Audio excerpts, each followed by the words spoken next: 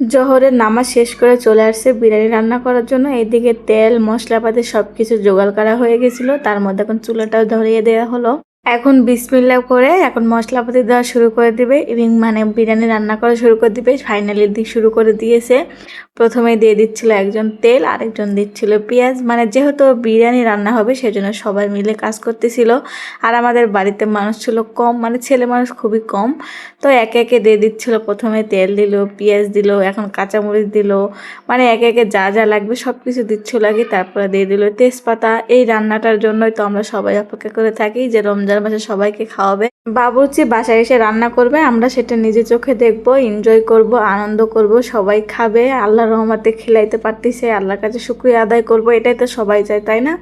তো যাই হোক, এদিকে গরম মশলা দেওয়া হয়ে গেল, সব কিছুই দিচ্ছিল। যেহেতু একজন বাবুর্চি সেজন্য একটু দেরি করে হচ্ছিল। তো যাই হোক, এদিকে একজন চুলা জ্বালাতেছিল, সে নিয়েও আমার নানা শাশুর না বরাব্বা জানি হয়। তো যাই হোক, আমি সেভাবে বলতে পারতেছি না।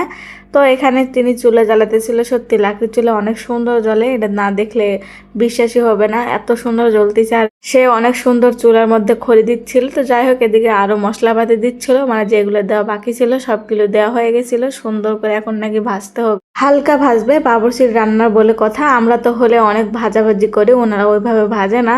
তারপর এখন পানি দিতে হবে, তো পানি আনতে আরেকজনকে পাঠাই দিচ্ছে। এদিকে চুলা জ্বালাইতেছিল, যে সুন্দর মতো চুলা জ্বালাইতেছিল, অনেক সুন্দর চুলাটা জ্বলতেছিল। চুলা জ্বালানো একজনের কাজ, একজন রান্না করার একজনের কাজ, আর একজনের জোগাড়পাতির জন্য একজনের কাজ, সবাই মিলে করতেছিল। তো যাই হোক, এদিকে পানিটা দিয়ে দিল। তো এই দিনের জন্য নানা শ্বশুর বেশি এক্সাইটেড থাকে।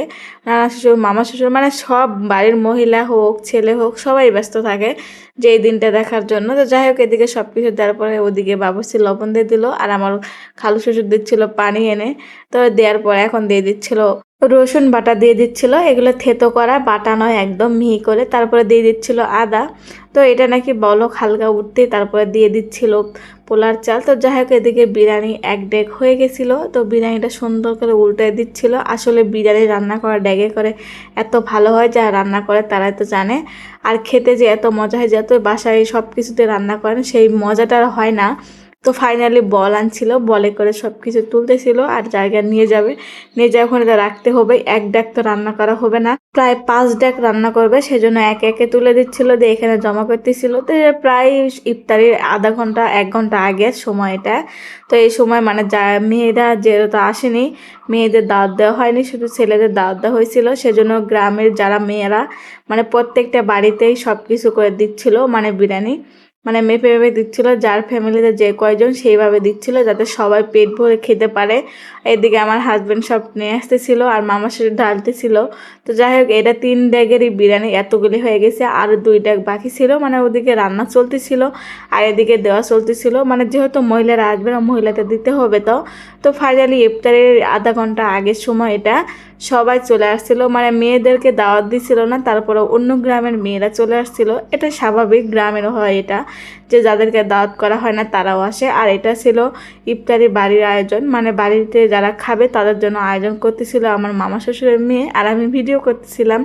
তো যাই হোক, অনেকগুলো সদস্য যেহেতু, সেজন্য অনেকগুলি প্লেট এদিকে মহিলাদের বসতে দিয়েছিল বাড়ির ভিতরে, আর ছেলেদেরকে বাহিরে। আমার নানা শ্বশুর তো পুরো উত্তেজিত হয়ে গেছিলো, বয়স্ক মানুষ হিসাবে অনেক মানে ভালো একদিক দিয়ে।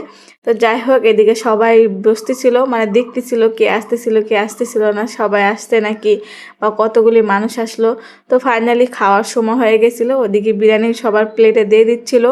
1 টাইম প্লেট যেত, সে কোনো সমস্যা হয় না। কেমন হলো অবশ্যই কিন্তু কমেন্ট করে জানাতে পারেন। সবাই ভালো থাকবেন।